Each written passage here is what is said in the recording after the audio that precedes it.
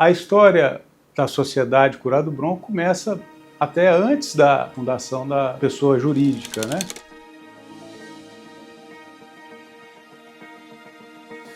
Meu pai, ele já era advogado, sempre foi advogado, a única profissão dele foi a advocacia. Ele se formou na Universidade Federal de Goiás em 1967. Algum tempo depois, ele passou a integrar e foi um dos fundadores do Recurso Advogados Associados. O Recurso Advogados Associados era o escritório número 1 do Estado de Goiás, registro número 1 do Estado de Goiás. Ele trabalhou a vida inteira como advogado, nunca teve outra profissão, acho que muito pelo desejo e pelo gosto da advocacia. E isso também nos impulsionou a caminhar, a fazer esse caminho. Eu me formei em 1995, né? Entrei na faculdade com 18 anos e logo em seguida me formei e também já segui esse caminho. No início eu tive um outro escritório com outros sócios, meus irmãos que também são advogados hoje, que hoje integram a Curado Bronco, e daí surgiu a Curado Bronco, por volta do ano 2005, né, que a sociedade foi registrada, mas nós sempre tivemos advogando, sempre nessa luta e nesse sacerdócio que é a advocacia, né? Nesse período a gente viu a advocacia mudar, né? A advocacia tinha um perfil antigamente, até o Conselho Federal da OAB divulgou uma nota, uma orientação de que o advogado ou o escritório de advocacia pode se utilizar da inteligência artificial. Então nós estamos realmente num tempo novo, né? E nós temos que procurar adaptar, e esse é nosso intuito. O escritório atende a grandes empresas, nós atendemos a essa parte de licitação, já fizemos serviços de assessoria de prefeituras, então assim, mas sempre tentando nos aprimorar, prestar um serviço de maior qualidade, né? Um serviço que vai levar um resultado para os nossos clientes. Nós somos 4 irmãos, todos advogados, né? Temos mais um advogado que trabalha conosco e nós também temos escritório em Palmas. E lá nós temos mais 3 advogados que trabalham com a gente. Apesar de ser um escritório familiar, né, nós procuramos nos atualizar e nos especializar para atender de maneira mais qualificada os nossos clientes. Meu pai, ele não está muito presente no dia a dia, né, mas sempre tem aquele conselho, aquele aconselhamento, né? Isso é muito importante, né? E o apoio de princípios, né? O apoio e os princípios, né? Isso é base, né? É formação. Isso sempre teve e vai ficar inerente ao nosso desempenho, né? À nossa personalidade. É um tempo de oportunidade, né? Quem não se adequar não vai ter espaço. Mas a inteligência artificial e todos esses modais que estão surgindo, ele não vai substituir completamente a experiência, né? Não vai substituir aquele feeling que tem de saber exatamente a hora de entrar com o pedido, a hora de você fazer uma audiência ou de você despachar com o juiz, né? Então tudo isso é experiência, isso não vai mudar. E também o contato com o cliente, ou seja, você tem que transmitir para o cliente a segurança que ele precisa, né? Saber qual a medida judicial mais adequada, né? Então assim, são coisas que vão se complementar, né?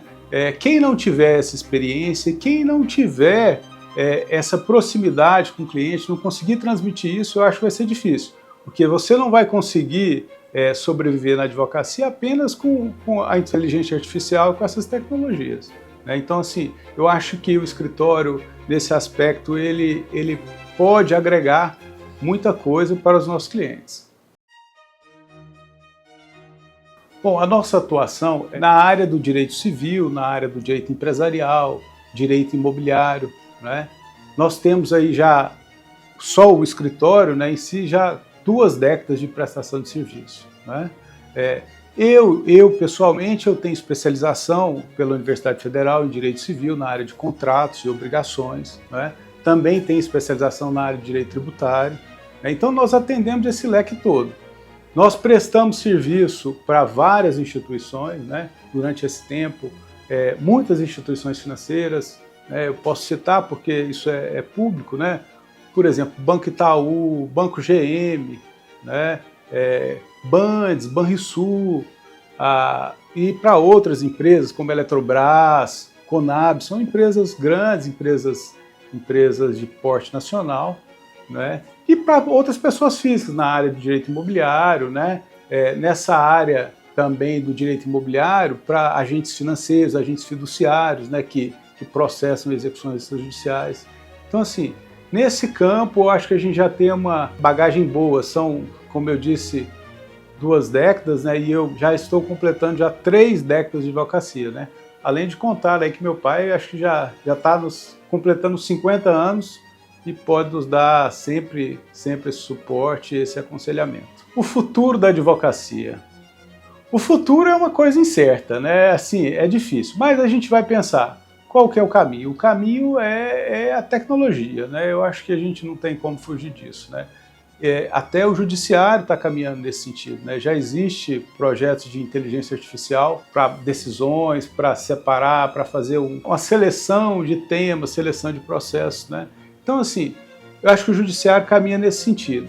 E hoje a gente viu a evolução da justiça, que a justiça, ela era a justiça do Brasil, né? O direito no Brasil, ele era focado em lei, em legislação, e hoje isso está mudando um pouco. Hoje a gente tem os precedentes, os temas, né? Os temas jurisprudenciais, temas de recursos repetitivos, né?